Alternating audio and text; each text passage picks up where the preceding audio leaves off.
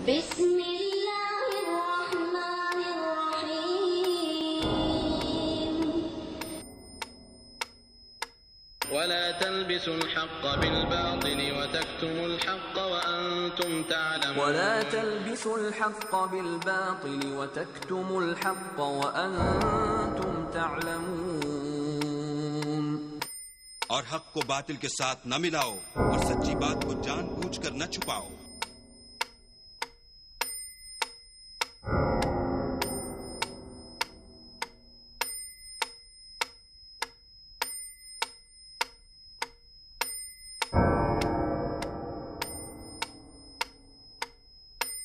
والصلاة والسلام على رسوله الكريم أما بعد أعوذ بالله من الشيطان الرجيم من همزه ونفخه ونفثه ولا تلبسوا الحق بالباطل وتكتموا الحق وأنتم تعلمون وقال تعالى وأقيموا الوزن بالقسط ولا تخسروا الميزان اللهم ثبتنا بالقول الثابت في الحياة الدنيا وفي الآخرة۔ محترم دینی بھائیوں اور کلمے کے تمام شریک بھائیوں، اللہ رب العالمین کے اسماء حسنہ صفات علیٰ سے دعا ہے کہ اللہ ہم کو اور آپ کو مسلک حق پر قائم فرمائے اور تمام مختلف مسائل میں عدل اور انصاف کی توفیق نصیب فرمائے۔ آپ نے انظر شاہ قاسمی جو موجودہ دور میں بنگلور کے اندر ایک مسجد میں امام اور خطیب ہیں اور جن کی دشنام ترازی اور گالیوں سے مسلک اہل حدیث تار تار ہے، یہ وہی انظر شاہ ہیں جنہوں نے 4 سال جامعہ دارالاسلام عمر آباد اہل حدیث کے ادارے میں تعلیم حاصل کی، اور یہ وہی انظر شاہ ہیں جو 1999 میں جب حج کے سفر پر تشریف لائے تو بقی کے دروازے پر کھڑے ہو کر انہوں نے بہت سارے سوالات کیے کتاب و سنت کی روشنی میں، اور انہوں نے مسلک حق یعنی مسلک اہل حدیث کی تائید کی۔ یہ وہی انظر شاہ ہیں جن سے میری ملاقات مدینہ یونیورسٹی میں بھی ہوئی اور 2 روزہ لمبی چوڑی گفتگو ہوئی، جس میں فضائل اعمال کے اندر جو شرکیہ اور خرافات ہیں اس تعلق سے بھی بات ہوئی، اور مردے سنتے ہیں یا نہیں سنتے اس تعلق سے بھی بات ہوئی۔ انہوں نے حق کو قبول کیا اور مسلک اہل حدیث کی تائید کی، بلکہ ان کا جملہ یاد ہے کہ انہوں نے یہ کہا کہ ہندوستان میں جا کر ہم اس کی تبلیغ اور اشاعت کریں گے۔ ہم نے بہت ساری کتابیں دیں اور ہم نے ان کا احترام کیا، لیکن نہ معلوم کون سی بجلی ان پر گر گئی، جس کے نتیجے میں جس طریقے سے اللہ کے نبی صلی اللہ علیہ وسلم کی حدیث ہے کہ ایک آدمی صبح میں مومن ہوگا، یصبح الرجل مومنا ویمسی کافرا، صبح میں مومن ہوگا شام میں کافر ہو جائے گا، ویبیع الرجل دینہ بعرض من الدنیا، اور دنیا کے پیسے کے لیے آدمی اپنے دین کو فراموش کر دے گا۔ اس وقت تک جب تک مدینے کی خوشگوار فضا تھی، روشن فضا تھی، اس وقت تک ان کو مسلک اہل حدیث حق نظر آیا۔ عمر آباد میں 4 سال تعلیم حاصل کی، یہ ان کو حق نظر آیا، لیکن اچانک وہ سارے اساتذہ اور سارے مدرسے اور پوری تاریخ ان کی نگاہوں میں انگریز کیسے بن گئی اور انگریز کی ناپاک اولاد کیسے ہو گئی، جو انہوں نے اپنی تقریروں میں اور اپنے بیان میں بار بار اس کو پیش کیا ہے۔ اس لیے ہم تمام سامعین سے یہ تقاضا کرتے ہیں کہ اللہ تعالیٰ سے ڈرو، ولا تلبسوا الحق بالباطل، حق کے اوپر باطل کا رنگ مت چڑھاؤ اور حق کو مت چھپاؤ جانتے بوجھتے ہوئے۔ یہ تو علماء یہود کا کردار تھا، حق چھپانے کی وجہ سے اللہ نے ان پر لعنت کی اور ان کے چہروں اور شکلوں کو اللہ نے بندروں اور سوروں سے بدل دیا، اور اللہ نے اس امت کو تعلیم دی ہے کہ عدل اور انصاف کے ترازو کو قائم کرو، اور اگر تمہارے دشمن میں بھی کوئی حق ہے تو اس کی تائید کرو۔ اس لیے ہم آپ کے سامنے چند مثالیں پیش کر رہے ہیں۔ وکفیٰ باللہ شہیدہ، کیا اللہ کی گواہی کافی نہیں ہے؟ الیس اللہ بکافٍ عبدہ، کیا اللہ اپنے بندے کے لیے کافی نہیں ہے؟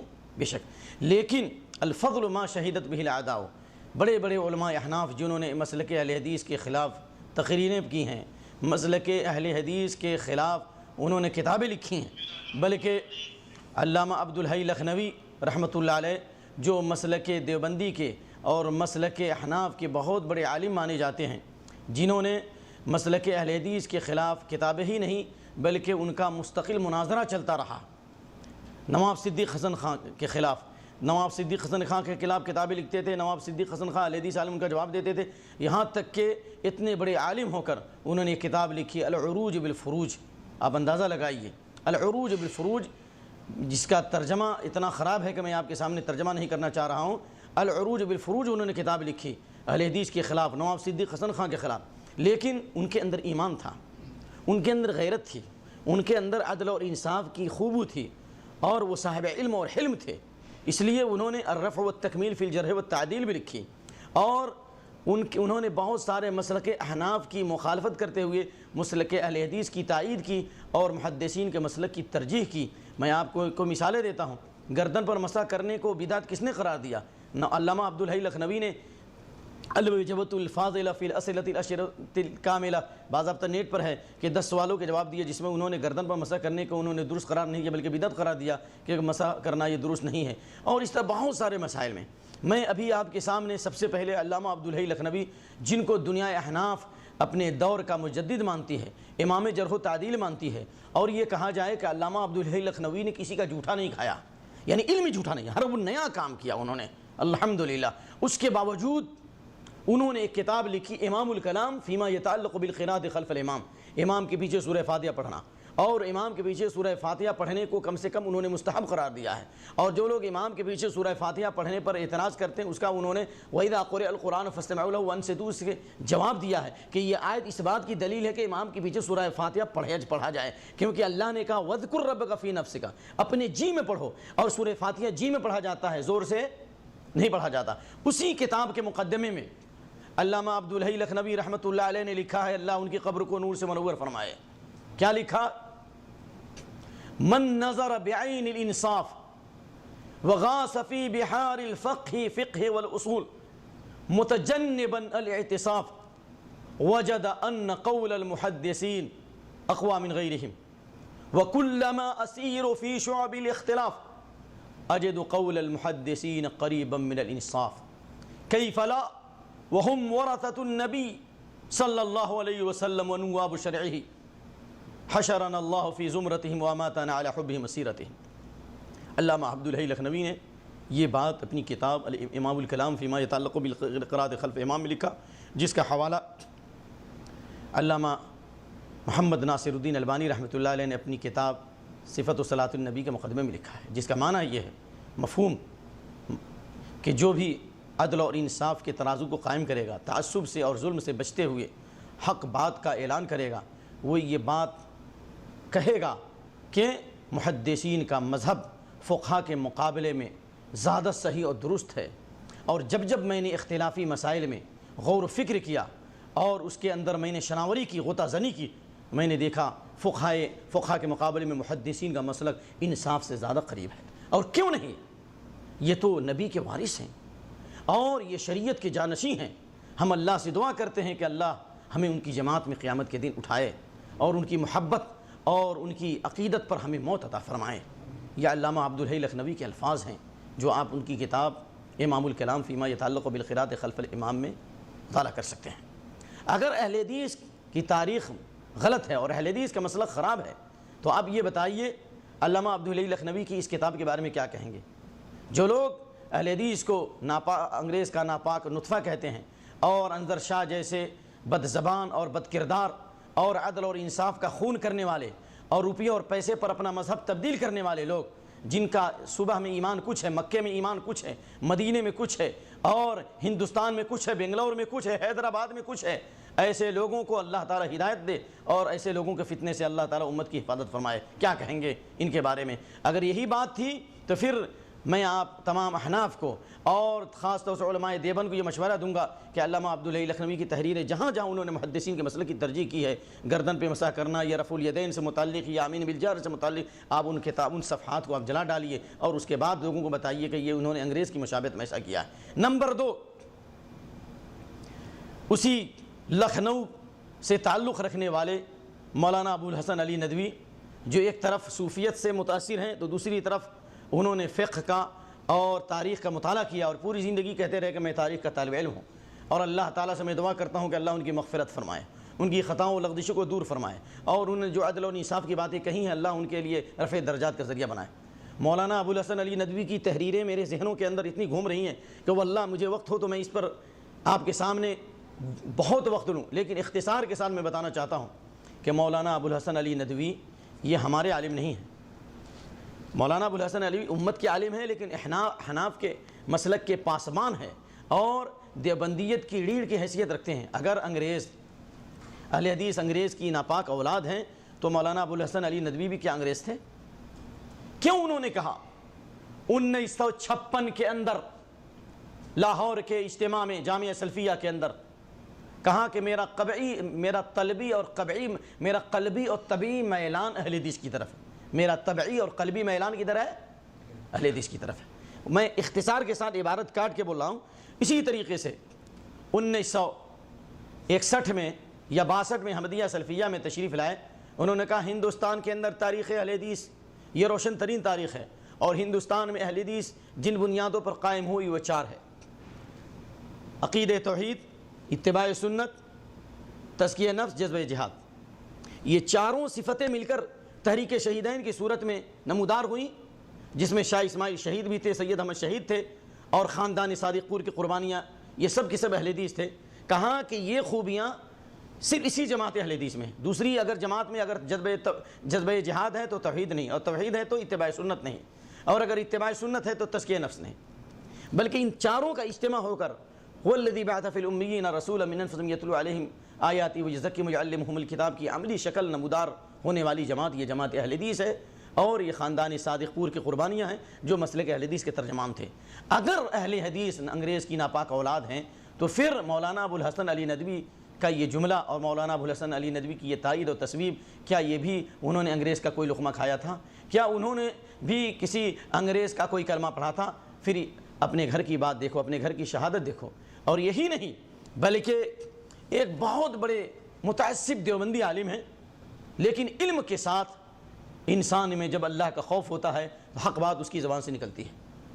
مولانا مناظر حسن گیلانی دیوبندیت کے سرخیل سمجھے جاتے ہیں، ان کے اوپر حنفیت دیوبندیت کو فخر ہے، اور بہت ساری تحریریں ان کی مسلک اہل حدیث کے خلاف ہے، اللہ ان کی غلطیوں کو معاف کرے، لیکن اس کے باوجود بھی برہان اگست صفحہ نمبر 10 1956 حوالہ یاد رکھیے، انہوں نے مسلک اہل حدیث کے بارے میں لکھا، جملہ میں پڑھ رہا ہوں آپ لوگ یاد رکھیے: بجائے خود یہ تحریک جیسی بھی ہو، بجائے خود یہ تحریک جیسی بھی ہو، لیکن اس بات کو تسلیم کرنا چاہیے کہ ہندوستان کے حنفی مسلمانوں کی توجہ قرآن و حدیث کی طرف پلٹی، اس میں غیر مقلدیت یعنی اہل حدیثیت کا گہرا دخل ہے۔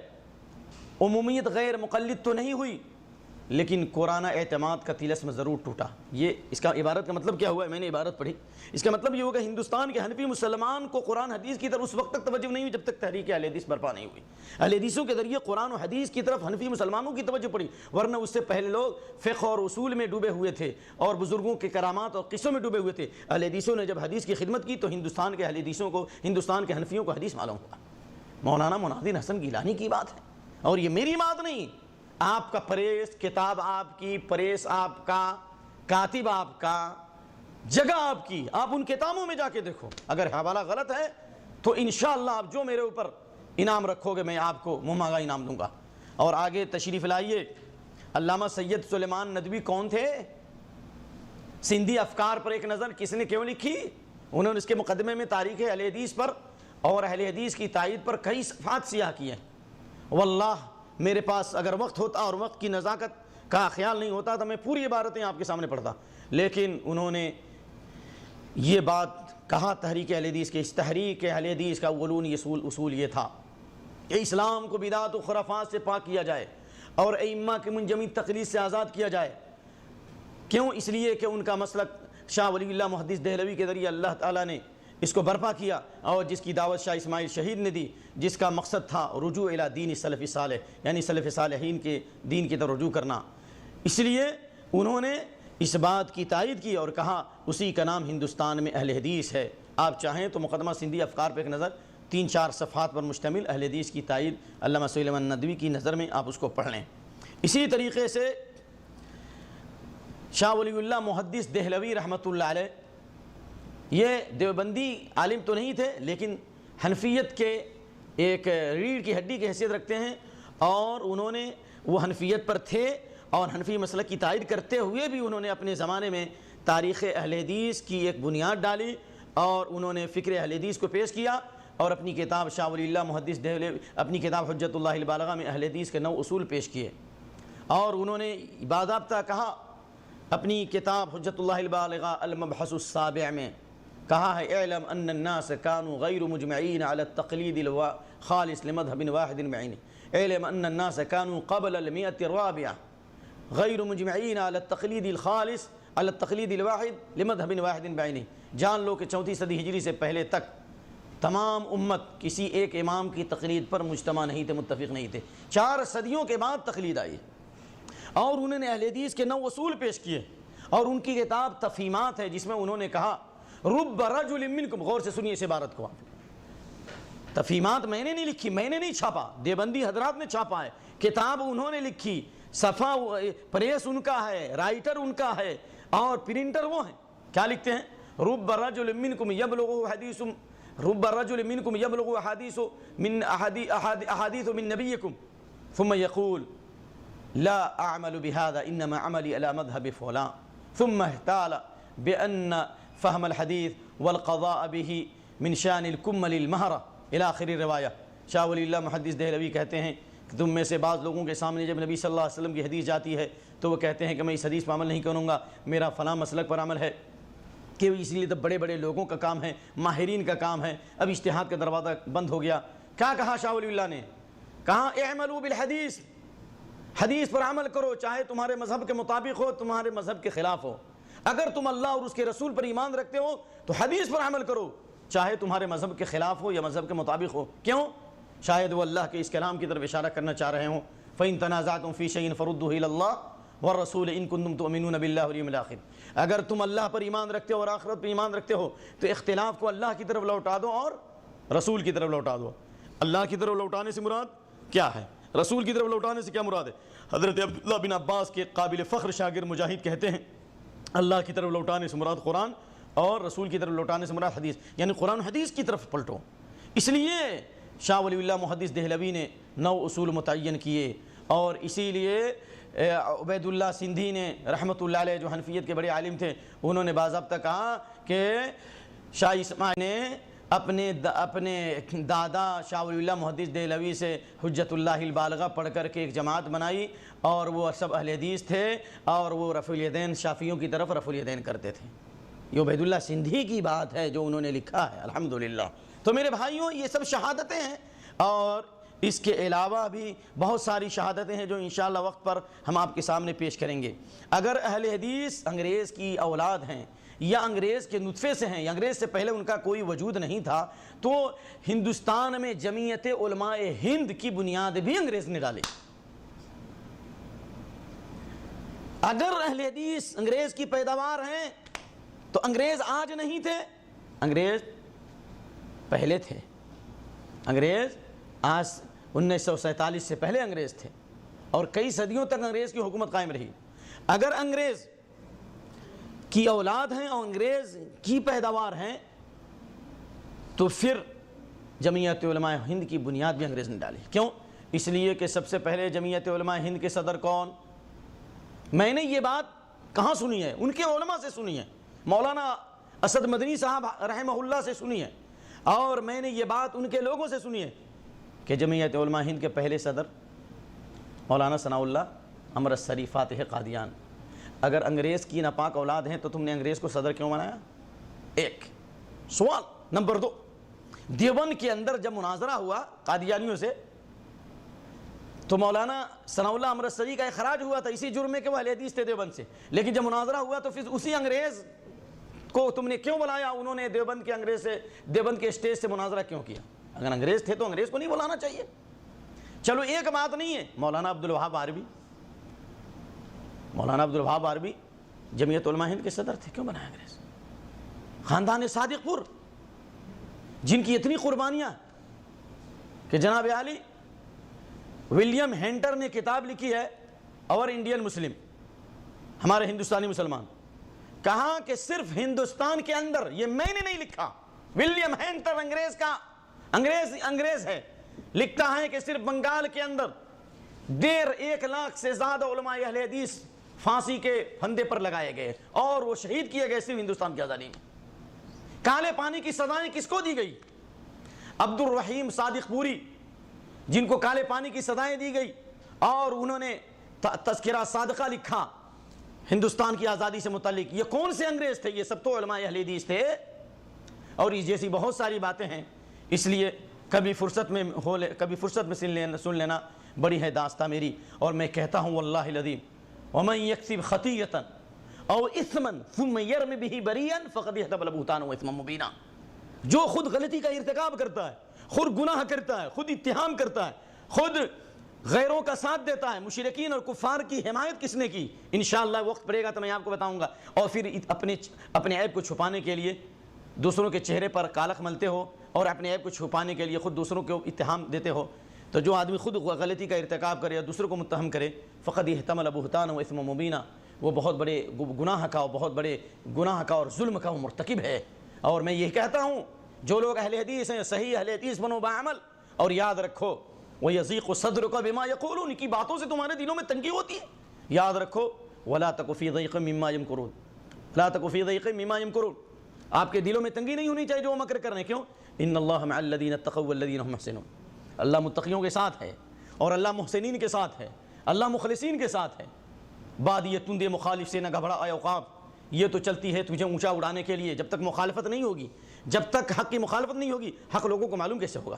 اس لیے اللہ کا فضل ہے، علماء احناف میں بھی ایک سنجیدہ طبقہ ہے جنہوں نے مسلک اہل حدیث کی تائید و تصویب کی ہے. اور آج بھی میں بہت سارے لوگوں کو جانتا ہوں جو کہتے ہیں کہ اس جماعت کے اندر جو عقیدے کی پختگی ہے اور عقیدے کی جو مضبوطی ہے، واللہ میرے اندر وہ بات نہیں ہے. اس لیے میں آج بھی اعلان کرتا ہوں کہ صبح کا سورج بعد میں نکلے گا. مسلک اہل حدیث کی بنیاد کسی بستی کے اوپر نہیں، کسی شخصیت پر نہیں، کسی جماعت کسی شخصیت کے نام پر نہیں ہے، کسی بستی کی طرف نہیں ہے. ہماری بنیاد ہے اہل حدیث کے دو ہی اصول، اطیعوا اللہ اطیعوا الرسول. اسلام کے گلشن کے دو پھول، اطیعوا اللہ و اطیعوا الرسول. ہم نے جب صحابہ کی تقلید نہیں کی، صحابہ کرام کی تعظیم کی، توقیر کی، لیکن صحابہ کرام کی تقلید ہم نے نہیں کی. کیوں؟ اس لیے کہ صحابہ ہی سے یہ پیغام ملا. حضرت عبداللہ بن مسعود سے طبرانی وغیرہ کی روایت ہے، الا لا یقلدن احدکم رجلا دینہ، خبردار تم میں سے کوئی کسی کی تقلید نہ کرے دین کے معاملے میں. تو پھر جب ہم نے صحابہ کی تقلید نہیں کی لیکن صحابہ کی تعظیم کی، ائمہ کی ہم نے تقلید نہیں کی. کیوں؟ اس لیے کہ ائمہ نے بھی یہی کہا کہ جب میری بات قرآن حدیث سے ٹکرا جائے تو میری بات کو دیوار پر مار دو. تو پھر اگر نواب صدیق حسن خان کی تحریر میں کچھ باتیں نظر آ گئیں یا وحید الزماں حیدرآبادی کی تحریر میں کچھ چیزیں نظر آ گئیں، وہ ہمارے لیے دلیل نہیں ہے. آپ کچھ چیزیں آپ نکالتے ہیں وحید الزماں کے تعلق سے اور نواب صدیق حسن خان کے تعلق سے، اللہ سے ڈرو، ان کی ادوار کو پڑھو کہ پہلے وہ شیعہ تھے، پھر اس کے بعد وہ دیوبندی بنے، پھر مسلک اہل حدیث کی طرف آئے، پھر بھی کچھ اثرات رہ گئے. بے شک ان کی کتابوں میں کچھ چیزیں خلاف سنت ہیں، لیکن آپ کی کتاب فضائل اعمال یہ آج بھی تو تلاوت کی جاتی ہے. اللہ کے نبی بادل سے تشریف لائے، عورت کے چہرے پہ ہاتھ پھیر دیا جی، اور آدمی کو لٹا دیا گیا، قبر میں آنکھیں کھول دیا اور کہا کہ ہر اللہ کا ہر عاشق زندہ ہوتا ہے. یہ تو آج تلاوت کی جاتی ہے. تو میں انظر شاہ اور اس سے متعلق جتنے لوگ ہیں ان کو یہ دعوت دیتے ہیں کہ مسلک اہل حدیث کی طرف جو آپ نے گالیاں منسوب کی ہیں کہ کتا حلال، سور حلال، بلی حلال، ان کے قل ہاتوا برہانکم، اگر آپ نے ماں کا دودھ پیا ہے اور اگر واقعی تم جائز نطفے سے ہو تو ان کتابوں کو لاؤ میرے سامنے، ایک میرے ہاتھ میں دو اور ہم تمہاری کتابیں لاتے ہیں. یہاں دیکھو در مختار، کون سی کتاب ہے؟ ہدایہ ہے. یہاں پہ کون سی کتاب ہے؟ در مختار ہے. اور بھی اس جیسی فضائل اعمال میں اور اسی طرح بہشتی زور میں جو خلاف سنت مسائل ہیں، شرکیات، کفریات اور بہت ساری خرافی باتیں ہیں. ہم اس کی وجہ سے ان کو کافر بھی نہیں کہتے، مشرک بھی نہیں کہتے، ہم ان کو معذور سمجھتے ہیں. ان کا معاملہ ان کے رب کے حوالے ہے. تو آپ میری طرف جو منسوب مسائل کرتے ہیں، آپ ہماری طرف، آپ وہ کتابیں لائیے، غور سے سنیے جواب. اور آپ کی کتابوں میں جو مسائل ہم لاتے ہیں اور یہیں پر آ کر کے دونوں میں آگ لگا دیتے ہیں اور ہم جمع ہو جاتے ہیں قرآن حدیث پر. کیا میرے چیلنج کو کوئی قبول کرنے والا ہے؟ میں یہ چیلنج کرتا ہوں. اور میں پھر اس انگریز کی بات کو پیش کرتا ہوں جو شہر گلاسکو میں ایک پروفیسر نے کہا تھا، ایک انگریز پروفیسر نے کہا تھا کہ آپ سائنس اور ٹیکنالوجی کے میدان میں یورپ اور امریکہ کو پیچھے نہیں کر سکتے، لیکن صحیح علم اور صحیح عمل سے مسلمان کر سکتے ہیں. مجھے ایسے 40 نوجوان دو جو زبان و بیان کی مہارت رکھتے ہوں اور علم اور عمل کے زیور سے آراستہ ہوں، صحیح دین پر عمل پیرا ہوں اور صحیح علم رکھتے ہوں. میں ان کے دم قدم سے امریکہ اور یورپ کو تمہارے قدموں پہ ڈال دوں گا. میرے چیلنج کو کوئی قبول کرنے والا ہے؟ اس نے 40 کی بات کہی تھی. میں کہتا ہوں 40 کی بات نہیں، مجھے ایک بھی اہل حدیث کا مسئلہ جو قرآن و حدیث کے خلاف ہو دکھلاؤ. صبح کا سورج بعد میں نکلے گا اور ہم ابھی قبول کر لیں گے. رہا ان کتابوں کی طرف جو مسائل ہیں، تو جب ہمارا نام ہی آپ نے غیر مقلد رکھا، کسی کی تقلید نہیں کرتے، تو نواب صدیق حسن خان کی ہم تقلید نہیں کرتے، وحید الزماں حیدرآبادی کی تقلید نہیں کرتے، نذیر حسن املوی کی تقلید نہیں کرتے، نذیر حسین محدث دہلوی کی تقلید نہیں کرتے. ہمارے اسلام کے گلشن کے دو پھول ہیں، اطیعوا اللہ و اطیعوا الرسول ہیں. یہی جواب ہے کہ آپ اپنی کتابوں کو لاؤ یا میری کتابوں کو دکھلاؤ جس کی طرف جو آپ ہماری طرف منسوب کرتے ہیں. ہم آپ کی ساری کتابوں کو لاتے ہیں اور ہم اپنی کتابوں میں آگ لگاتے ہیں جو آپ میری طرف منسوب کرتے ہیں. آپ اپنی کتابوں میں آگ لگاؤ اور ہم متفق ہو جائیں گے. تعالوا الی کلمۃ سواء بیننا وبینکم الا نعبد الا اللہ ولا نشرک بہ شیئا ولا یتخذ بعضنا بعضا اربابا من دونہ، کہ ہم سب مل کے ایک اللہ کی عبادت کریں گے، اللہ کے علاوہ کسی کو شریک نہیں کریں گے اور قرآن و سنت پر جمع کریں گے. یہ میرا دعویٰ ہے، یہ میرا چیلنج ہے. اور الحمدللہ ہم نے احناف کے تقریباً 8-9 مدرسے میں تعلیم حاصل کیا ہے اور ہم نے علماء احناف سے پڑھا ہے. اگر اندر شاہ صاحب نے دیوبند سے پڑھا، ایک دیوبند سے پڑھا ہے، میں نے 4-5 دیوبندی مدرسے سے تعلیم حاصل کی ہے. اگر انہوں نے عمر آباد میں تعلیم حاصل کی، میں نے بھی عمر آباد میں تعلیم حاصل کی ہے. اللہ کا فضل ہے. اور آج بھی الحمدللہ علماء احناف سے ہمارے روابط ہیں اور آج بھی جو ان کے اندر سنجیدہ لوگ ہیں ان کے ساتھ ہمارا تعاون ہے حق کی بنیاد پر الحمدللہ. آپ سے بھی میں کہتا ہوں کہ ہماری غلطیوں کو ہمارے سامنے اجاگر کرو، ہم آپ کا شکریہ ادا کریں گے، لیکن یہ دیوار کے پیچھے سے حملہ مت کرو. یہ کس کی صفت ہے دیوار کے پیچھے سے حملہ کرنا؟ لا یقاتلونکم جمیعا الا فی قری محصنۃ من وراء جدر، یہ تو یہودیوں کا کردار ہے. اگر آپ ہیں تو جب آپ نے مدینہ میں آپ نے مسلک اہل حدیث کی تائید کی، تصویب کی اور آپ نے کہا ہم اس کا اعلان کریں گے، اور ابھی ماشاءاللہ ابھی آج سے 1 ماہ پہلے تقریباً تشریف لائے مکے کے اندر، معلوم ہوا کہ انظر شاہ تشریف لائے، بڑی خوشی ہوئی. میں نے ٹیلی فون سے رابطہ قائم کیا.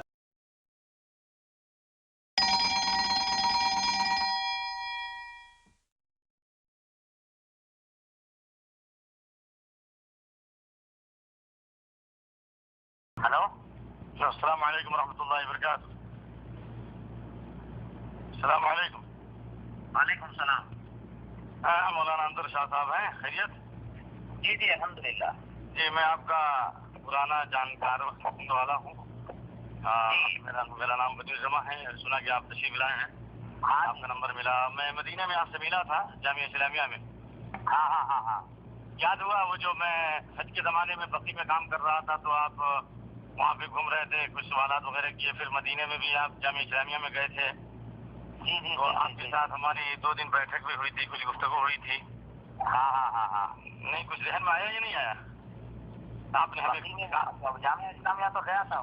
تو جامعہ اسلامیہ گئے تھے تو میں نے مہمان نوازی کی تھی آپ لوگوں کی، اور وہاں پہ گفتگو بھی ہوئی تھی قرآن و سنت کے موضوع پر، اور آپ کے کچھ اشکالات تھے، کچھ آپ کے شبہات تھے، وہ ہم لوگ بیٹھ کر کے حل کیے وہاں پر 2 روز. ایک روز تو میں آپ سے بات کیا اور پھر دوسرے روز بھی تو وہی. پھر میں بنگلور میں جب گلبرگہ کام کر رہا تھا اس عرصے میں بھی آپ سے ملنے کے لیے گیا تو ملاقات ہوئی، لیکن شاید آپ کو یاد نہیں. مہدی کی مودی مسجد میں آپ سے جی. ابھی کہاں ہے؟ ابھی میں ریاض میں رہتا ہوں، چالیات میں آیا ہوں. اچھا جی. تو مجھے معلوم ہوا تو میں ابھی 2 ہفتہ پہلے گیا تھا مکہ. میری خواہش تھی کہ آپ سے بھی ملاقات ہوتی. جی ابھی کہاں ہے؟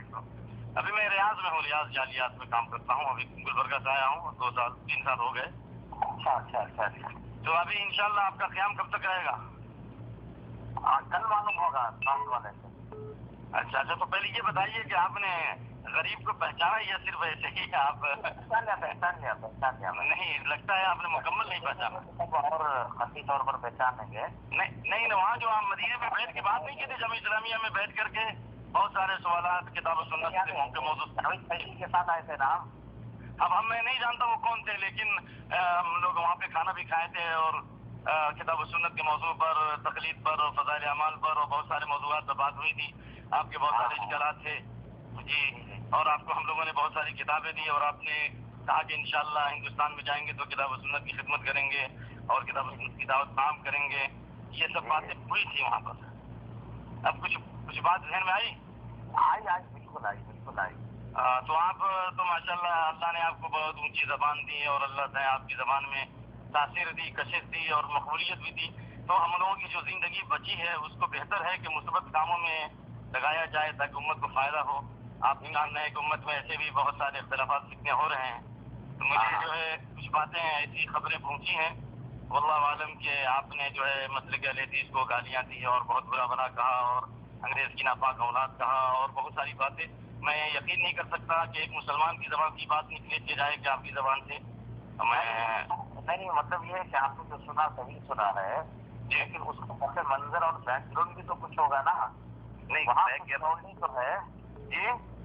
وہاں کچھ لڑکے کچھ لونڈے جی جو اس میں داخل ہوئے ہیں جی جن کو قرآن اور حدیث کی خوبو نہیں ہے جی جی ان کی گہرائی نہیں ہے. سبھی جو ہے لوکل چیزیں رکھ کر وہ لوگوں کو گمراہ کر رہے ہیں. کس طرح سے گمراہ کر رہے ہیں؟ آخر گمراہ کی بنیاد کیا ہے؟ کس طرح سے؟ کیا قرآن و سنت سے ہٹا رہے ہیں یا ان کو شد و بدعت میں ڈال رہے ہیں؟ کیا ہٹا رہے ہیں؟ گالیاں دے رہے ہیں اکابرین کو. اور آپ جانتے ہیں کہ ہر جماعت میں بدہضم قسم کے لوگ ہیں. اگر وہ لونڈے چھونڈے گالیاں دیں تو آپ تو عالم دین ہیں اور آپ تو مسئلے ہیں. کیا ہم جواب گالی دیں گے؟ اللہ نے کہا وجہ دلوں کی لت یہ مطلب نہیں کہ اگر سمجھایا گالی دیجیے. آپ تو اندر شاہ ہے نا, کوئی معمولی آدمی تو نہیں ہے نا. وہ لونڈے چھنڈے اگر آپ ہوتے تو آپ گالی دیتے تو بات کرتے, لیکن یہ تو آپ کسان کے خلاف نہیں. سنیے گا, تو ان لوگوں نے جو ہے حدود پار کر دیے تھے نا جی, جو حدود ہوتے شرعی حدود اخلاقی حدود سب پار کر دیے تھے. اب اس کے علاوہ کوئی چارہ کار نہیں تھا. ان لوگوں کو بلایا گیا, ان لوگوں کو سمجھایا گیا. اگر شرعی حدود بھی پار کر گئے تو وہ پار کر گئے, آپ کو تو پار نہیں کرنا ہے نا. آپ تو داعی ہیں, آپ کا پار ہے. اور آپ نے تو ماشاء اللہ سنیے, آپ نے تو جامعہ اسلامیہ میں بیٹھ کر کے, اور اللہ گواہ ہے میں بہرحال آپ کا ایک چھوٹا بھائی ہوں اور میں بھی کوئی بہت بڑا عالم نہیں ہوں. میں بھی بہرحال آنا آپ کے مدرسے سے بھی تعلیم حاصل کیا. جس آپ نے عمرآباد پڑھا میں نے بھی عمرآباد پڑھا. آپ نے اگر دیوبند میں پڑھا ہے تو میں نے بھی دیوبندی مدرسے میں تعلیم حاصل کی ہے. کچھ نہیں, سب کا الحمدللہ مجھے بھی عزت اور احترام ہے. اور ابھی بھی الحمدللہ میں چاہتا ہوں جبکہ میری نسبت لیڈیز کی طرف ہوتی ہے, لیکن اناف کے علاقوں میں الحمدللہ وہ لوگ مجھے موقع دیتے ہیں. لیکن آپ نے جو زبان استعمال کی ہے کہ انگریز کی ناپاک اولاد ہیں, اور جو استعمال کیا چار مینار میں, آپ تو ایک طرفہ بات سن کر رہے ہیں نا. نہیں, میں نے ایک طرفہ بات نہیں سنی ہے. میں نے آپ میرے پاس آپ کتنے آئی ہے, میرے پاس آپ کی آواز آئی ہے. ہم تحقیق کر کے لیتی تو ہیں, آپ کے پاس آوازیں ہم تک آئی ہیں. تو میں آپ سے چاہ رہا ہوں کہ اس کا مسئلے کا حل آپ کے پاس کیا ہے؟ کیا آپ یہ چاہتے ہیں کہ اگر وہ گالیاں دے تو آپ بھی گالیاں دیتے رہیں گے؟ گالیاں ہم نے کیا 4 ہزار سے کسی نے گالی دی؟ کوئی گالی دی کیا عبد العزیز نے کوئی گالی دی؟ ہاں, اگر اس طرح سے ہم لوگوں نے گالیاں دی تو میں آپ سے معافی مانگتا ہوں. میں ابھی بولنا کے لیے تیار ہوں. آپ کے اسٹیج پر ہم بھی ہلتے ہیں, آپ فون نہیں سن رہے ہیں, میں فون کاٹ دوں گا. فون نہیں سن رہے ہیں آپ. ایک لونڈے کو کیا پتا ہے کہ بخاری کیا ہوتی ہے, قرآن کیا ہوتا ہے, ترجمہ کیا ہوتا ہے, حدیث کیا ہوتی ہے؟ جب تک یہ لوگ کچھ پناہی کر ان لوگوں کو ایجنٹ اور دلال بنا کر نہیں بیچتے, ان لوگوں کی ہمت کیا ہے؟ جو آدمی بہتر ہوگا میکینک کا کام کرے گا, میکینک ہوگا میکینک کا کام کرے گا, اگر وہ ڈرائیور ہوگا. آپ کا کام یہ تھا کہ آپ اس کو ممبر محراب پر آپ تاریخ کو ختم کر کے پیش کریں. کیا آپ کو یہ شریعت کی طرف سے کیا دلیل ہے آپ کے پاس؟ اور آپ میری بات چھوٹا بھائی تھا, میں آپ سے چھوٹا بھائی ہوں. آپ نے بہت ہی صفائی کے ساتھ کتاب و سنت کے منہج کو آپ نے درست قرار دیا, اور آپ نے کہا کہ میں جاؤں گا تو اس مسئلے کی تبلیغ اور ارشاد کروں گا. اور آپ کے جتنے شبہات تھے, آپ کے جوابات کیے تھے, اس کے باوجود پھر آپ جا کر کے وہاں ایسے پلٹ گئے کہ وہ جانا نہ. اگر آپ کیا تھا, میں اب اس مسلک پر ہیں عین وہ کتاب و سنت پر کے مطابق ہے وہ مسلک. اگر کتاب و سنت کے عین مطابق ہے تو پھر آپ نے کتاب و سنت کے مسلک کو آپ نے جامعہ اسلامیہ میں کیوں قبول کیا اور کیوں کتابیں لی؟ اور آپ نے کہا نہیں میں جاؤں گا اس کو مان توحید کی باتیں آپ نے کہی, توحید کی بات تو بالکل منہج رسالت کی بات بھی کر رہے ہیں. چیز کی باتیں اور جو چیزیں جو ہے خلاف واقعہ ہیں, خلاف حدیث ہیں, ہم بھی کہتے ہیں. ہم جو شخصیت پرستی, مکتب فکر پرستی, جماعت پرستی کے ہم قائم نہیں ہیں. ہم صاف اللہ نے یہ غور رکھا ہے تو وہ اچھی بات ہے, لیکن آپ اس مقام و منصب سے ہو کر کے جو زبان استعمال کر رہے ہیں اور تاریخ کو مت کر کے جو پیش کر رہے ہیں, جب اللہ تعالیٰ فرماتا ہے ولا یجرمنکم شنآن قوم علی الا تعدلوا اعدلوا اقرب للتقوی, تو یہ تو کم سے کم آپ کے لیے ذکر نہیں دیتا. میں یہ چاہ رہا ہوں کہ آپ اگر اپنے اصولوں کو بدل لیں, انداز کو بدل لیں تو بڑا فائدہ ہوگا, بڑا مزہ آئے گا. کاموں کو مولانا یہ جو چھچورے کام لوٹے کر رہے ہیں نا ان کے بڑوں کی سرپرستی میں, ان کو چاہیے کہ وہ ان کو لگام لگائیں. اگر آپ وہ چھچورے کام کر رہے ہیں, ہر جماعت میں بدہضم قسم کے لوگ ہیں, اور ایسے بھی لوگ ہیں آپ کی جماعت میں بھی جنہوں نے علی کی مسجدوں کو بھی کھایا ہے, ابھی کی مسجدیں بھی گرائی ہیں. یہ کوئی چیز نہیں ہے. آپ وہ سب کچھ آپ اللہ سے ڈر کے کام کیجیے, آپ کسی کے چیز میں کام نہیں کریں گے. آپ کے لیے لقد کان لکم فی رسول اللہ اسوۃ حسنہ. ہمارے اللہ کی ہمارے میں گستاخی ہوگی, ہم معاف تھوڑی نہ کریں گے. جان دے دیں گے اس کو, لیکن معاف نہیں کریں گے. آپ جان دینے کا مطلب یہ نہیں ہے کہ آپ گھر کا خیالات لے لیں گے. آپ آپ جو ہے تاریخ کو مت کر دیں گے اور آپ تاریخ کو مت نہیں کریں گے. تاریخ کو مت کروائے اس کو معاف نہیں کریں گے نا. آپ اللہ تعالیٰ معاف نہیں کرے گا. آپ کو معاف کرنے کا کیا حق ہے؟ ہمارے آنکھوں کے سامنے قرآن حدیث کو توڑ مروڑ کے پیش کر رہا ہے. ہم تھوڑی نا اس کو چھوڑیں. دیکھیے مولانا, میں آپ سے اپنا بھائی ہوں, میری آواز بلند ہو رہی ہے, میں اس کے لیے میں معذرت. میں کیونکہ کچھ آوازیں آپ کی سنا ہوں اس لیے میں یقین نہیں کر رہا کہ اندر شاہ صاحب کی زبان سے ایسا نہیں کر سکتا. لیکن جب وہ آوازیں آئی ہیں, میں آپ سے یہ پوچھنا چاہتا ہوں کہ کیا آپ کو مسلک اہل حدیث کی حقانیت سے شک ہے؟ مسلک اہل حدیث سے مسلک اہل حدیث کی حقانیت سے آپ کو شک ہے اور آپ اس کو باطل مذہب سمجھتے ہیں کہ حق سمجھتے ہیں؟ ہمیں اتنا بتائیے. جی مولانا, اس کے اندر دو طبقے ہیں. ایک طبقہ وہ ہے جو اکابرین کا نام ناش کرتا ہے, ان کی زندگی کا کوئی اعتبار نہیں.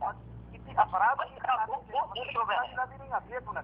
دنیا کے دورے مسلمان اگر خراب ہو جائے, بات سنیے, تو کیا اسلام پر داخل نہیں ہوگا؟ اسلام خراب ہے, اثر کا عمل ہمارے لیے دلیل نہیں ہے. لیکن جو مسلک کی بنیاد ہے کتاب و سنت اور منہج سلف, وہ سنت مولانا ہمیں دینا نہیں ہے. یہ مسلک کی بات ہم کر رہے ہیں.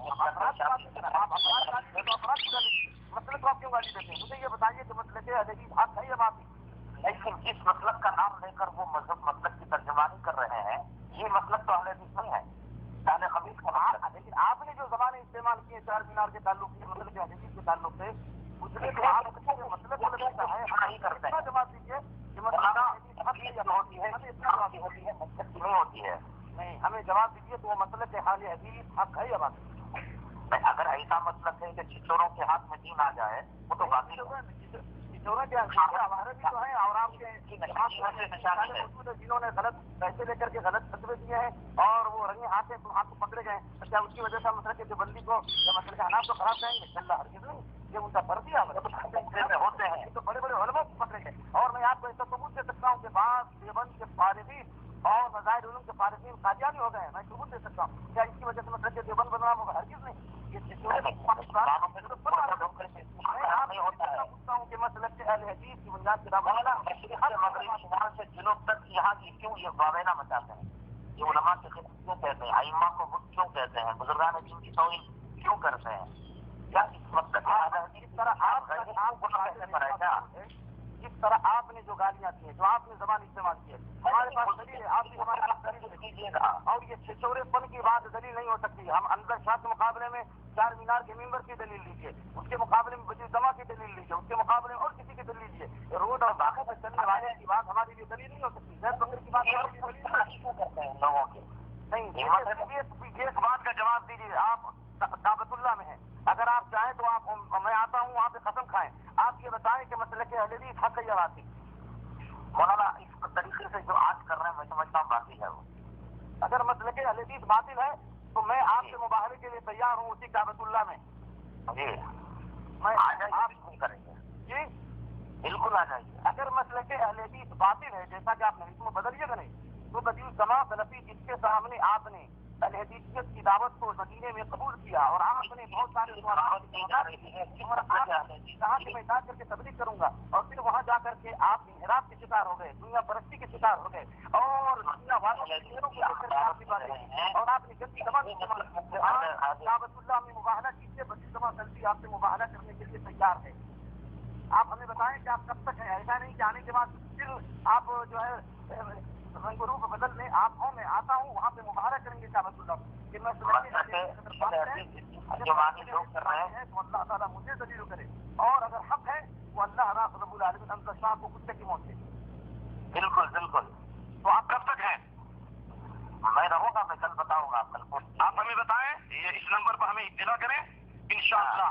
اور یہ بہت ہی معذرت کے ساتھ یہ زبان مجھے صرف اس لیے استعمال کرنی پڑی ہے کہ آپ نے کتاب و سنت کی دعوت قبول کی, مدینے میں حق کی دعوت قبول کی, اور پھر آپ انحراف کے شکار ہو گئے, دنیا داری کے شکار ہو گئے, اور لونڈے اور چھونڈے کی بات پر آپ نے اعتماد کرتے ہوئے ممبر و محراب کو, جہاں قال اللہ قال رسول کی آواز آنی چاہیے, وہاں سے آپ نے گندی زبان استعمال کی ہے.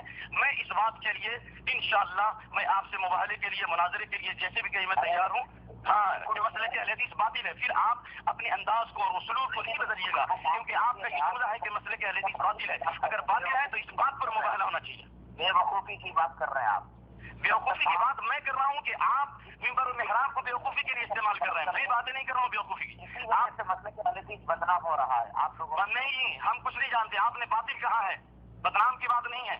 अगर वैसी बातें हैं तो मैं भी आपकी ऐसी बातें आपकी किताबों में दिखला सकता हूँ और आपकी अकाबिरीन की किताबें मैं आपके सामने पेश कर सकता हूँ। इन्होंने ऐसी गंदी ज़बानें इस्तेमाल की है कि लखनऊ के भड़वे भी नहीं दे सकते, जो आपके अकाबिरीन ने इस्तेमाल किया है। आपके अकाबिरीन ने ऐसी गंदी ज़बानें इस्तेमाल की है कि जो लखनऊ के भड़वे भी नहीं दे सकते। वो तिल का उम्मतुल कद खलत लहा मा कसबत। लेकिन इस वक्त मैं आपसे बोलना चाहता हूँ, अगर मतलब कि अहले हदीस बातिल है, इस बात पर मुबाहला और मुनाजरे के लिए आप तैयार हैं? आइए बेंगलोर आइए, मुनाजरा करें। नहीं, आप मुनाजरा बेंगलोर के आप हैं, यहाँ पर अल्लाह के काबा में, अल्लाह के घर में है, इस मुकद्दस सरजमीन पर है। आप बेंगलोर की गली में तो कुत्ता भी शेर हो जाता है, वो छोड़िए, वहाँ पर क्या मुनाजरा आप करेंगे? आपने कहा है मुबाहला करने के लिए। अब्दुल्ला बिन अब्बास ने मुबाहले की दावत दी थी काबतुल्लाह में, एक मसले में। आपसे मैं मुबाहले के लिए तैयार हूँ कि मसले के अहले हदीस अगर बातिल है तो अब इसमें गुंजाइश नहीं है, आप मुझसे मुबाहला करें इस मौजू पर। मैं तो कह रहा हूँ ना, अंग्रेज का एजेंट है, इस किस्म की बातें करने वाला है ना।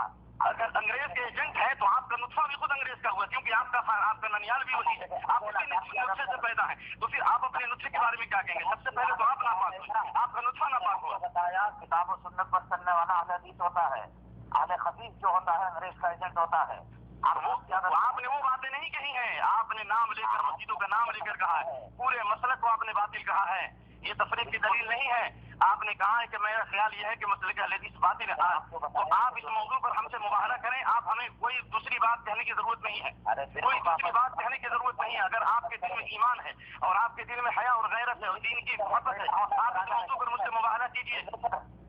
सुन ले बात जी, मैं तो सुन रहा हूँ, मैं तो सुन के बोलता हूँ ना, मैं आप लोगों की तरह से नहीं बोलता, सिर्फ सुनता बोलता। की बातें कर रहा है, ये खूब कहीं फर्क है यार।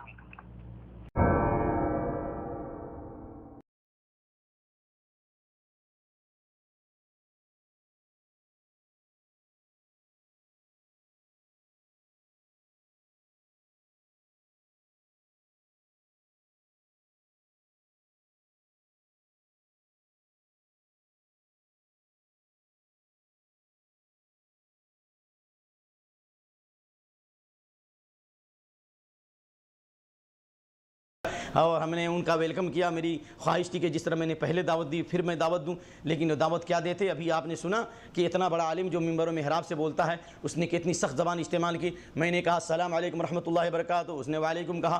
फिर मैंने कहा आपके तकरीरों में ऐसी ऐसी बातें मैंने सुनी हैं, कहा कि आपने जो कुछ सुना है कुछ सही सुना है। फिर जब मैंने हवाला दिया तो कहा कि नहीं, सुनी सुनाई बातें हैं। फिर मैंने कहा कि नहीं, मैंने आपकी कैसेटें सुनी, आपकी सीडियाँ मेरे पास हैं। और फिर आप ऐसे लौंडे छौंडे अहले हदीस का हवाला दे के कहते हैं कि लौंडे छौंडे जो हैं इन्होंने ऐसा फैलाया, ऐसा फैलाया, ऐसा फैलाया। मैंने जवाब दिया, हमने कहा कि अगर उन्होंने फैलाया तो आप तो शाह साहब हैं, आप तो लवंडे छवंडे नहीं हैं। क्या चार मीनार के मिंबर से कोई गाली दी गई? क्या अब्दुल अजीम ने कोई गाली दी? क्या बदियुज़्ज़मान ने गाली दी? क्या अब्दुल मतीन मेमन जूनागढ़ी ने कोई गाली दी? क्या जमीयत अहले हदीस की तरफ से कोई गालियाँ दी गई? ये तरीक़ा छोड़ दीजिए, अल्लाह से डरिए, इज़्ज़त और ज़िल्लत का मालिक अल्लाह है। आइए, लेकिन फिर उन्होंने कैसी ज़बान ख़राब इस्तेमाल की। और जनाब अली अंग्रेज़ को नापाक औलाद कहते हो तो कसम रब्बे काबा की, तो इसका मतलब तुम्हारा तो खुद अंग्रेज़ है। आप जाके देखो अंदर शाह का ननिहाल कहाँ है, पूरे बेंगलोर में जाके पूछिए, उसका नाना अहले हदीस, उसका मामा अहले हदीस, उसकी माँ अहले हदीस। शायद अहले हदीस ही रहने की वजह से अहले हदीस मदरसे में उन्होंने डाला होगा। तो इसका मतलब है कि पहले तुम अपनी अंग्रेजियत को ख़त्म करो, पहले तुम अपने दाव को ख़त्म करो, उसके बाद मैं दूसरों को। इसलिए मैं अपने हनाफ भाइयों से, देवबंदी भाइयों से कहूँगा कि हम भी अल्हम्दुलिल्लाह उस तबके से ताल्लुक़ रखते थे और अभी भी मेरा ताल्लुक़ है ख़ानदानी तौर पर, और दीन की बुनियाद पर उनसे मैं कलमे की बुनियाद पर मोहब्बत रखता हूँ। आप ऐसा ना हो कि जिस रात के अंधेरे में इंसान को पता नहीं चलता है कि रास्ता कहाँ जाता है, और कहीं ऐसा ना हो कि लकड़ी की जगह पर आप सांप को उठा रहे हैं। ये ऐसे मौलवी आपको गुमराह कर रहे हैं, आपको भटका रहे हैं। आप उनसे कहिए कि जब मक्के में बात हुई और मैंने कहा कि मसलके अहले हदीस हक़ या बातिल, अगर हक़ है तो हक़ की तायीद करो, अगर बातिल है तो फिर मुनाजरा करो, ये मुबाहला करो, अगर मुनाजरा नहीं करते हो तो मुबाहला करो। उन्होंने कहा कि करेंगे, ठीक है ठीक। तो वो कल जो है महीना हो गया उनका, कल नहीं आया, पतली गली से निकल करके मदीना भागे, और फिर मदीना से फिर भागे एयरपोर्ट पे चले गए। प्लेन में जाके कहते हैं कि मैं किस में बैठ गया? प्लेन में बैठ गया। तो मेरा ये कहना है कि आपने मुनाजरे को कबूल किया या मुबाहले को कबूल किया और आपने कहा कल करेंगे, तो क्या वो कल आपका एक महीने में नहीं आया, वो कब होगा? क्या कब्र में कल आएगा? क्या क़यामत में कल आएगा? मैं आपको दावत देता हूँ کہ آپ ہمارے ساتھ گفتگو کریں، اور اگر حق بات ہے تو آپ پیش کیجئے، انشاءاللہ ہم حق قبول کریں گے، اور اگر میرے پاس حق ہے تو آپ اس کو قبول کیجئے، اور اگر آپ یہ اس میں اختلاف ہے اور مسلک اہل حدیث باطل ہے جیسا کہ آپ نے کہا ہے تو آپ مباہلہ کیجئے، اور اسی جملے کے ساتھ کہ اگر مسلک اہل حدیث باطل ہے اور آپ اس دعوے میں آپ جھوٹے ہیں تو اللہ تعالیٰ آپ کو کتے کی موت دے، اور اگر میں اپنے دعوے میں جھوٹا ہوں تو اللہ تعالیٰ مجھے بھی ذلت کی موت دے۔ اس لیے آپ کو کتے کی موت کہا کہ قرآن نے کہا ہے، قرآن نے کہا ہے، کہا وَاتْلُ عَلَيْهِمْ نَبَأَ الَّذِي آتَيْنَاهُ آيَاتِنَا فَانْسَلَخَ مِنْهَا فَأَتْبَعَهُ الشَّيْطَانُ فَكَانَ مِنَ الْغَاوِينَ وَلَوْ شِئْنَا لَرَفَعْنَاهُ بِهَا وَلَكِنَّهُ أَخْلَدَ إِلَى الْأَرْضِ وَاتَّبَعَ هَوَاهُ فَمَثَلُهُ كَمَثَلِ الْكَلْبِ۔ پوری آیت کا خلاصہ یہی کہ جس نے خواہشات کی پیروی کی اور خواہشات نفس کی اتباع میں باتیں کی، ایک چیز صبح میں حلال شام میں حرام ہو جائے، پہلے وہ آدمی ٹھیک تھا بعد میں انگریز ہو گیا، یعنی چلو اس طرف کو جدھر کی ہوا ہو، رنگ و روپ بدلتے ہیں، بدلتا ہے رنگ آسماں کیسے کیسے۔ جس نے اپنی خواہشات کی پیروی کی اس کی مثال کتے کی، اس لیے میں نے کہا نہ کہ میں آپ کو کتا کہہ رہا ہوں یا کسی کو کتا کہہ رہا ہوں، کتے کی موت دے۔ اور میں اللہ کے اسماء حسنى صفات اولیٰ سے دعا کرتا ہوں کہ اللہ حق کو ظاہر فرمائے، غالب فرمائے، اور میں اندر شاہ کو پھر دعوت دیتا ہوں کہ آپ آئیے کتاب و سنت کے اوپر، عزت اور ذلت کا مالک اللہ ہے، حق کو قبول کر لیجئے اور حق بات بولیے، انصاف کیجئے۔ اللہ تعالیٰ اعدلوا هو اقرب للتقوى، انصاف کیجئے، یہی تقویٰ کے قریب کرنے والا ہے۔ اور پھر جو آپ نے وعدہ کیا کہ انشاءاللہ مباہلہ کریں گے، تو مکے کی مقدس سرزمین کو چھوڑ کر کے آپ پھر مدینہ سے بھاگ گئے اور آپ بنگلور چلے گئے، کب آپ مباہلہ کریں گے، کب مناظرہ کریں گے؟ اگر آپ مناظرہ کرتے ہیں تو آپ دلیلوں کے ساتھ وہ ساری تحریریں جو آپ نے پیش کی ہیں تقریروں میں، وہ تحریریں لائیے، ہم اس کو انشاءاللہ اگر میری طرف منسوب و کتابیں ہیں ہم جلاتے ہیں، ہم آپ کی کتابوں کو لاتے ہیں، آپ جلائیے، اور اگر نہیں تو آپ نیٹ کے ذریعے سے آپ ہم سے اس موضوع پر مناظرہ کریں یا آپ مباہلہ کریں۔ اللہ تعالیٰ کے اسماء حسنى صفات اولیٰ سے دعا ہے اللہ رب العالمین ہم کو اور آپ کو قرآن حدیث پر چلائے۔ جیسا کہ آپ نے کہا کہ جو قرآن حدیث پر چلتا ہے وہ اہل حدیث ہوتا ہے۔ ہاں، اور دوسری بات یہ ہے، اللہ جزائے خیر دے، انہوں نے اپنے دوران تقریر جو ابھی گفتگو آپ نے سنی، ابھی انشاءاللہ جو گفتگو ہوئی اس میں کہ جو قرآن حدیث پہ چلتا ہے تو اہل حدیث ہوتا ہے، تو جب قرآن حدیث پہ چلنے والا اہل حدیث ہوتا ہے تو پھر آپ اس پر کیوں نہیں چلتے؟ اور اگر آپ اس پر نہیں چلتے تو پھر آپ نے اہل حدیثوں کو انگریز کی اولاد کیوں کہا؟ پھر کیا اہل حدیث قرآن حدیث کو چھوڑ کر کیا ان کے پاس کوئی کتاب؟ آپ کے ہاں فضائل اعمال چلتی، ہمارے پاس کون سی فضائل اعمال ہے؟ فضائل آپ کے ہاں بہشتی زبر چلتی، ہمارے ہاں کون سی بہشتی زبر ہے؟ ہمارے ہاں تو یا تو قرآن کی تعلیم ہوتی ہے یا حدیث کی تعلیم ہوتی ہے، ہمارا صرف قرآن حدیث پر عمل ہے۔ کوئی بھی ایک بھی مسئلہ آپ بتائیے تو گویا کہ آپ اپنی زبان قال سے اور زبان حال سے اس بات کا اعلان کر رہے ہیں جو قرآن حدیث پہ چلتا ہے حدیث ہوتا ہے، یہی ہمارا مسلک ہے۔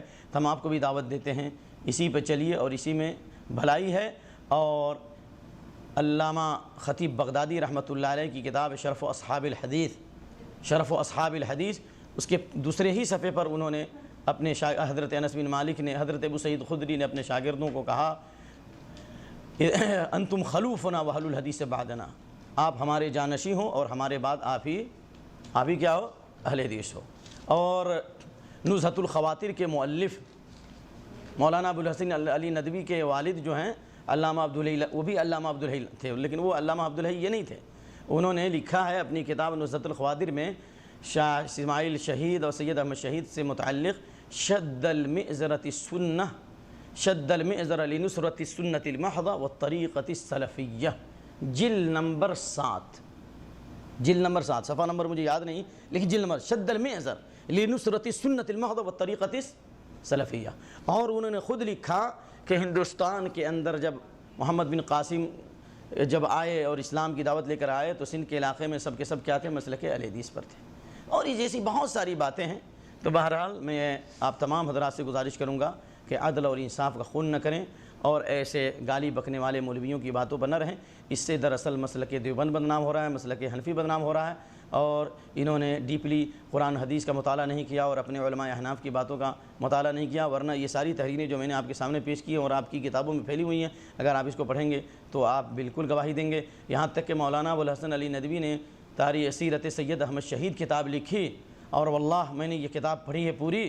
جب سید تحریک شہیدین کا قافلہ چل رہا تھا حج کے لیے اور جہاز کے اندر جب سفر ہوا، نماز کا وقت ہو گیا، تو ان تمام لوگوں نے، دونوں حناف اور اہل حدیث نے مل کر مسلک اہل حدیث کے مطابق نماز پڑھی۔ کیسے؟ یعنی دو نمازوں کو انہوں نے جمع کیا۔ تو اگر یہ انگریز تھے اور یہ مسلک غلط تھا تو انہوں نے کیوں ایسا کیا؟ تو بہرحال پھول کی پتی سے کٹ سکتا ہیرے کا جگر، مرد نادہ پر کلام نرم و نازک بے اثر۔ میں پھر انظر شاہ کو اور ان کی جماعت کو یہ دعوت دیتا ہوں کہ آپ اپنے وعدے کے مطابق آئیے، اور پردہ جو ہے عورتوں کے لیے ہے، مردوں کے لیے پردہ نہیں ہے۔ آپ نے اپنی تقریر میں کہا، الیاذ باللہ، میں نے سنا کہ جس کو بھی کسی عورت سے برائی کرنی ہو چار مینار چلا جائے اور پکڑ لے۔ یہ زبان کس کتاب میں ہے؟ کس دیوبندی کتاب میں ہے؟ کون سے دیوبندی عالم نے یہ بات کہی؟ آپ ممبر و محراب سے محراب سے یہ بات کرتے ہو کیا کہ چار مینار میں کسی عورت کو کسی نے دیکھا، یا چار مینار مولوی نے کسی نے کہا، لیکن حلانہ کس کے یہاں؟ تو بہرحال میں آپ سے کہتا ہوں تو وہ پردے میں جاتی ہیں، لیکن آپ بھی تو پردے میں ہیں۔ کب تک پردے میں رہیں گے؟ مردوں کے لیے پردہ نہیں، عورتوں کے لیے پردہ ہے۔ اگر آپ مرد ہیں، عورت نہیں ہیں، تو کب تک پردے میں رہیں گے؟ آئیے پردے سے نکلیے، اور کچھ آپ ہم قریب ہوں، کچھ ہم قریب ہوتے ہیں۔ آئیے عدل و انصاف کے ترازو پر اور حق کی بات کرتے ہیں اور حق کا ساتھ دیتے ہیں۔ اور قسم رب کعبہ کی، اندر شاہ اور اس جیسے لوگ ہزاروں گالیاں دیں، مسلک اہل حدیث کو بے داغ نہیں کر سکتے، بلکہ اسی کا نتیجہ ہے کہ مجھے بنگلور سے معتبر ذرائع سے خبر آئی، انہی کی گالیوں کی وجہ سے اور انہی کی دشنام ترازی کی وجہ سے تقریباً 8 سے 9 ایسے نوجوان جو اس کے رائٹ ہینڈ تھے، چار مینار میں آ کر انہوں نے مسلک اہل حدیث قبول کیا۔ اللہ اکبر! یہ کس بات کی علامت ہے؟ لہذا ہم تو آپ کا شکریہ ادا کریں گے۔ عدایا لہم فضل علی ومنۃ فلا اذهب الرحمن عني العادیہ۔ ہمارے دشمنوں کا، حاسدوں کا میرے اوپر احسان ہے کہ ان کے حسد اور دشمنی کی وجہ سے ہمارے مسلک کو لوگ پڑھ رہے ہیں اور اس کی تحقیق کر رہے ہیں اور کتاب و سنت کو قبول کر رہے ہیں۔ اللہ کے اسماء حسنہ صفات علی سے دعا ہے کہ اللہ ہم کو اور آپ کو حق پر آنے کی توفیق دے۔ اور پھر ہم ان سے یہی کہیں گے کہ اگر آپ آمنے سامنے نہیں آتے ہیں تو کم سے کم پردے سے نکلیے، اور نہیں تو آدھا پردہ کیجیے اور آدھا بغیر پردے میں آئیے۔ کچھ تو آپ کو چہرہ جسم کو چھپائے رکھیے، لیکن چہرہ تھوڑا کھولیے اور آن لائن پر مناظرے کے لیے آئیے یا مباحلے کے لیے آئیے۔ ہم آپ کو ہمیشہ ویلکم کہتے ہیں اور ہم آپ کو گلے لگاتے ہیں، اور آپ کے جو اخراجات ہوں گے ہم ان کو برداشت کرتے ہیں۔ اگر آپ مکے میں آتے ہیں تو ہم دونوں طرف کا ٹکٹ بھی دیتے ہیں، چندہ کر کے دیں گے، ہمارے پاس تو پیسہ نہیں ہے۔ کیوں؟ اس لیے میں نے آپ کو کہا مکے مباحلہ کرنے کے لیے عبداللہ بن عباس نے ایک مسئلے میں، میراث کے مسئلے میں، جدی اخوا کے مسئلے میں انہوں نے مباحلے کی دعوت دی تھی زید بن ثابت رضی اللہ عنہما کو۔ تو یہ بہت اچھی بات ہے، آپ یہاں پہ آئیے، اس مقدس سرزمین پہ آپ نے زبان استعمال کی، گالی کی زبان استعمال کی، اور آپ جو بھاگ نکلے، تو آپ ہم سے تو بھاگ جائیں گے لیکن اللہ کی پکڑ سے نہیں جا سکتے۔ اور یاد رکھیے، آج کل کے احناف طلبہ اور نوجوان اور علماء کی ایک تعداد سنجیدہ ہے اور انصاف کو قائم کرتی ہے، آپ ان کو کبھی نہیں بھکا سکتے۔ اور آپ کی اسی بد کرداری کی وجہ سے مسجدوں سے آپ بعض جگہ نکالے گئے اور آپ پر قاتلانہ حملہ ہوا۔ اور میں آپ کو یہی کہتا ہوں کہ ہم پہ ظاہر ہے تمہارا باطن، ہم پہ ظاہر ہے تمہارا باطن، منہ نہ کھلواؤ کہ میں وہاں بھی ہوں۔ اور اس کے بعد بھی بہت ساری باتیں ہیں جو میں اسی پر اکتفا کرتا ہوں، اور پھر میں کہتا ہوں کہ یہ بات سننے کے بعد الحمدللہ میں مناظرہ مباحلے کے لیے تیار ہوں کہ اہل حدیث حق ہے یا باطل۔ آپ نے باطل کہا، آپ باطل ثابت کیجئے، میں حق ثابت کرتا ہوں، اگر نہیں تو پھر مباحلہ کریں۔ وصلی اللہ تعالیٰ علی خیر خلق محمد وعلی آلہ وصحبہ اجمعین۔ والسلام علیکم ورحمۃ اللہ وبرکاتہ۔ اور آپ لوگوں میں سے اگر اس موضوع سے متعلق کوئی سوال ہو تو آپ لوگ کر سکتے ہیں۔ فاسألوا أهل الذكر إن كنتم لا تعلمون۔ صاحب، اس سے پہلے جب مدینہ انظر شاہ صاحب آئے تھے تو انہوں نے حق مسلک اہل حدیث کو قبول کیا تھا اور اس کی تائید وغیرہ کے تعلق سے؟ میں اس کے بارے میں کہتا ہوں اس لیے کہ واللہ علی ما نقول وکیل۔ تین گفتگو ہوئی ان سے۔ پہلی گفتگو ہوئی بقی کے اوپر، ان کے عام سوالات تھے۔ دوسری جو گفتگو ہوئی مدینہ میں وحدت الاولیٰ میں، اچانک ملاقات ہو گئی، وہاں پر ان کے جتنے شبہات تھے ان کے جواب دیے۔ دوسرے دن مسلک اہل حدیث سے متعلق بات ہوئی، جس میں عبدالعظیم بھی تھے اور شیخ طارق مدنی تھے اور بھی لوگ تھے، اور جناب علی میں بھی گفتگو کیا۔ تو اس میں فضائل اعمال سے متعلق بہت ساری باتیں پیش کی گئی، انہوں نے اس کی تائید کی کہ یہ باتیں غلط ہیں اور ہم اس کے خلاف ہیں۔ پھر انہوں نے کتاب و سنت کے مسئلے کی تائید کی اور ان کو کتابیں دی گئی اور کہا کہ ہم جا کر کے انشاءاللہ ہندوستان میں اس کی تبلیغ کریں گے، کیونکہ اہل حدیث کا مسلک یہ قرآن حدیث کا مسلک ہے۔ تو اگر آپ نے مسلک اہل حدیث کو قرآن حدیث کا مسلک کہا تو فضائل اعمال کے خلاف باتیں آپ نے پیش کی اور ان باتوں کا ازالہ کیا گیا اور بتایا گیا فضائل اعمال میں باتیں یہ سب قرآن و سنت کے خلاف ہیں۔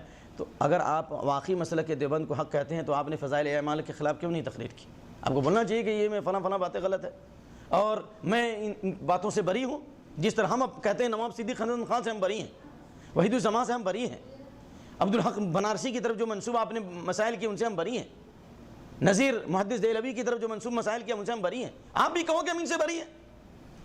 تو اس لیے یہ باتیں ہوئی ہیں اور انہوں نے کہا کہ ہم اس کی تائید کریں گے، اور اللہ کی قسم کھا کے اگر میں جھوٹا ہوں تو اللہ ہم کو ہم کو صبح سے پہلے موت دے. اس نے اپنا کارڈ بھی دیا تھا, مجھے کارڈ دیا تھا کہ بنگلور میں آ کے ملی ہے انشاءاللہ. میں سمجھا کہ جا کر اہل حدیث مسئلوں کی تائید کرے گا, بعد میں سنا کہ اس گھر کو آگ لگ گئی گھر کے چراغ سے. معلوم ہوا کہ وہ گالیاں دینے لگے.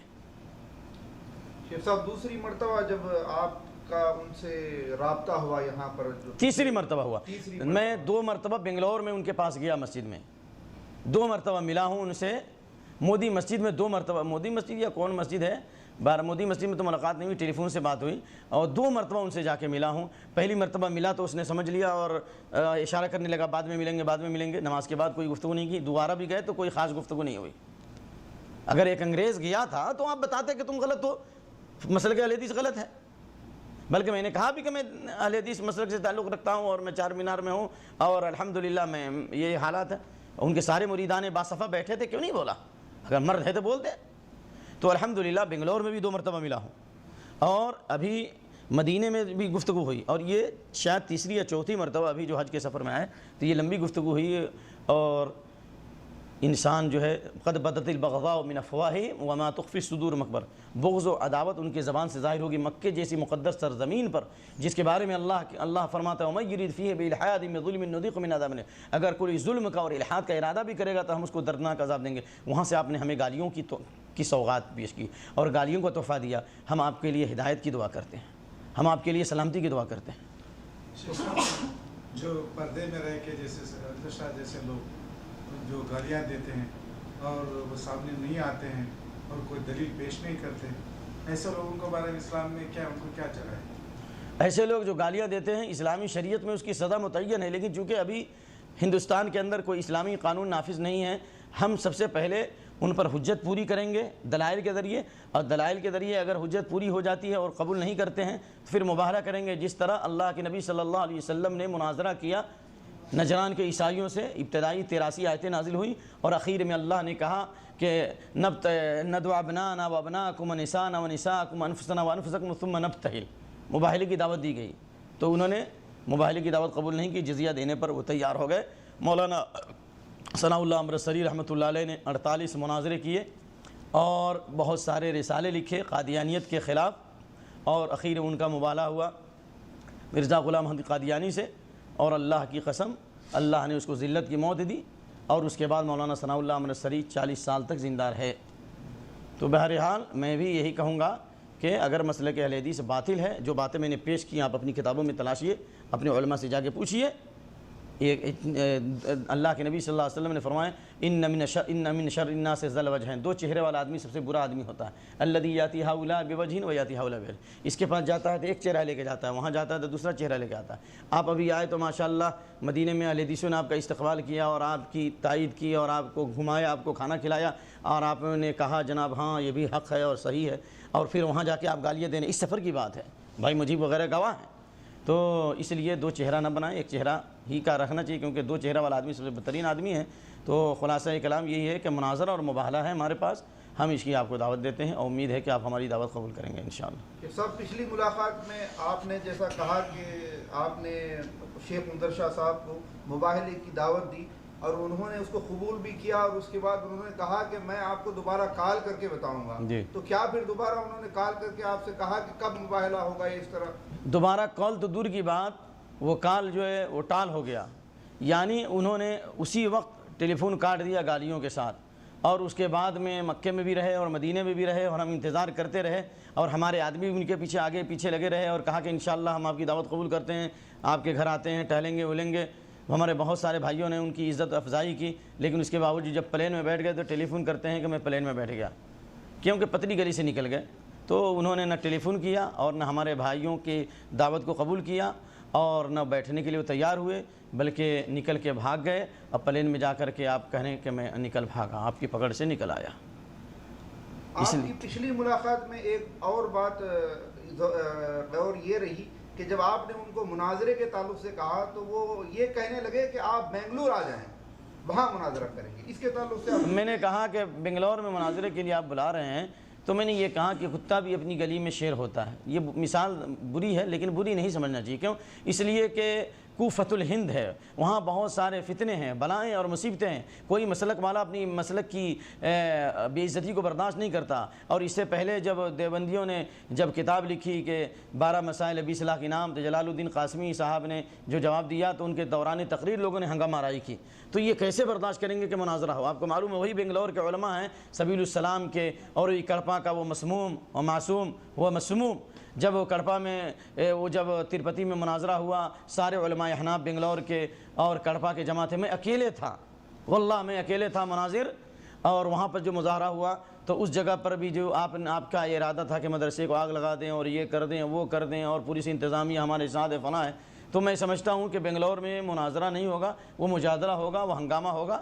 بہتر یہی ہے کہ آپ آن لائن پر ہم گفتگو کریں گے انشاءاللہ العزیز، اطمینان کے ساتھ، آدھا گھنٹہ آپ بولیں، آدھا گھنٹہ ہم بولتے ہیں، 15 منٹ آپ بولیں، 15 منٹ ہم بولتے ہیں، یہ رہے گا، بعد میں سامعین فیصلہ کر لیں گے انشاءاللہ۔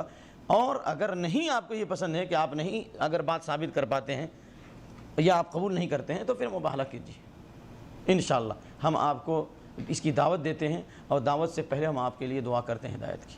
شیخ صاحب مناظرے کی شروط بھی بتا رہے ہیں، اور مناظرے سے پہلے مناظرے کے شروط ہوں گے انشاءاللہ، وہ اسی وقت طے کیے جائیں گے کہ سب سے پہلی بات جو آپ کا دعویٰ ہے اس پر دعوے پہ دلیل لائیے، وہ کتابیں ہمارے سامنے پیش کیجیے، ہم آپ کی کتابیں پیش کرتے ہیں کہ کون وفادار ہے، کون انگریز کے کتے ہیں، کون انگریز کے نطفے ہیں، کنہوں نے انگریز کو پناہ دی اور کنہوں نے انگریزوں کی تائید کی اور کنہوں نے قربانیاں دی اور کن کو کالے پانی کی سزائیں دی گئیں۔ ہم آپ کی کتابوں سے ثابت کریں گے کہ اہل حدیث نے ہندوستان کے اندر تحریک اہل حدیث کی بنیاد کو مضبوط کیا، اسی طرح دیش کی آزادی میں اہل حدیثوں نے اپنی گردنیں کٹائی ہیں۔ ہم آپ کے گھر سے انشاءاللہ دلیل لائیں گے، یہ ایک مسئلہ ہوگا، تو انشاءاللہ اس وقت شروط مناظرہ طے ہو جائیں گے انشاءاللہ ولدی، یہ ابھی بولنے کی ضرورت ہے۔ شیخ صاحب انظر شاہ کے بقول ہم لوگ غیر مقلد ہیں، ہم کوئی امام کے مقلد نہیں ہیں، جی تو پھر ہماری دلائل جو ہے وہ قرآن سے ہوگی، حدیث سے ہوگی، اور ساتھ ساتھ میں یہ مقلد ہیں، ان کو جو ہم دلائل دیں گے ان کے امام کی اور امام کی جو کتابیں ہیں ان سے دیں گے۔ بہت صحیح بات کہا، وہ ہمیں صرف قرآن اور حدیث سے دلائل دیں گے، اور ہم صرف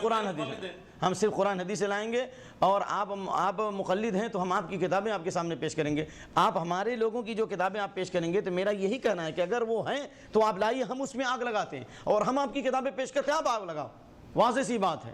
انہ لقول فصل وما هو بالحزن۔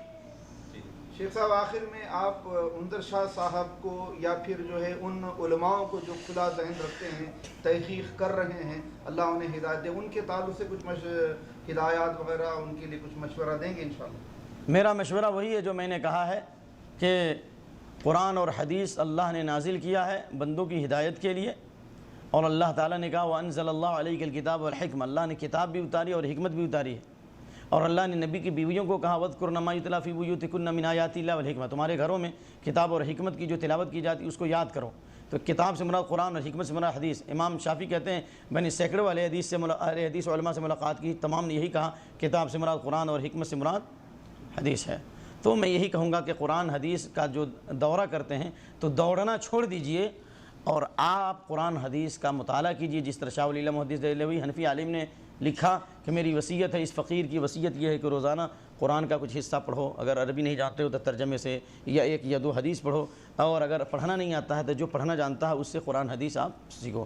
تو میری گزارش یہ کہ پورے قرآن کو پڑھ جائیں اور پورے حدیث بخاری مسلم کو پڑھ جائیں، اور اللہ تعالیٰ سے دعا کریں جس طرح سے انسان باپ کی موت پر روتا ہے، بیوی کی موت پر روتا ہے، بھائی کی موت پر روتا ہے، تو آپ اللہ تعالیٰ سے رو کے دعا کیجیے کہ اللہ ہدایت کا فیصلہ ہمارے لیے کر دے اور صحیح راستہ ہمیں عطا فرما۔ تو انشاءاللہ قرآن حدیث کے مطالعے کے ساتھ اب رو کر کے دعا کرو، اللہ ہدایت دے گا۔ اور قسم ہے رب کعبہ کی، جس وقت میرے اوپر تقلید کے اثرات تھے اور صوفیت کے حملے ہو رہے تھے، میں نے مسجد نبی میں رو کر کے دعا کی کہ اللہ صحیح راستہ دکھلا، خانہ کعبہ میں رو کر کے دعا کی، کیونکہ بعض لوگوں کی یہ سازش تھی کہ میں کسی طرح بیت و ارشاد سے منسلک ہو جاؤں۔ واللہ العظیم امام مسجد نبوی نے تلاوت کی قل اننی ہدانی ربی الی صراط مستقیم دینا قیما ملت ابراہیم حنیفا وما کان من المشرکین قل ان صلاتی ونسکی ومحیای ومماتی للہ رب العالمین، کہہ دو کہ میرے رب نے مجھے ہدایت دی ہے صراط مستقیم کی طرف، اور یہ دین ہے، پختہ دین ہے، یہی ابراہیم کی ملت ہے، اور جو ابراہیم علیہ السلام مشرکوں میں سے نہیں تھے، اور کہہ دو کہ میرا جینا میرا مرنا، میری نمازیں، میری قربانیاں، میرا جینا میرا مرنا سب اللہ کے لیے جس کا کوئی شریک نہیں اور جس کا مجھے حکم دیا گیا ہے۔ اس آیت کے سننے کے بعد میرا سینہ کھل گیا اور مجھے یقین ہو گیا کہ الحمدللہ میں صحیح مسلک پر ہوں، اور اسی وجہ سے میں ہندوستان میں جہاں بھی گیا اللہ نے مجھے عزت دی اور اللہ نے اسی بنیاد پر اللہ تعالیٰ نے ہمیں عزت کے ساتھ ساتھ غلبہ دیا۔ اور اللہ کے نبی کی حدیث ہے کہ لا تزال طائفۃ من امتی ظاہرین الحق، میری امت میں ایک جماعت ہمیشہ حق پر ہوگی، لا یضرهم من خذلهم ولا من خالفهم، پورے لوگ مخالفت کر کے نہ ان کو رسوا کر سکتے ہیں اور نہ نقصان پہنچا سکتے ہیں۔ ہم دعویٰ نہیں کرتے کہ ہمارا شمار اس جماعت میں ہے، لیکن اللہ سے امید کرتے ہیں اور دعا کرتے ہیں اللہ ہمیں اس جماعت میں شامل فرمائے۔ سبحانک اللہم وبحمدک واشہد ان لا الہ الا انت واستغفرک واتوب الیک۔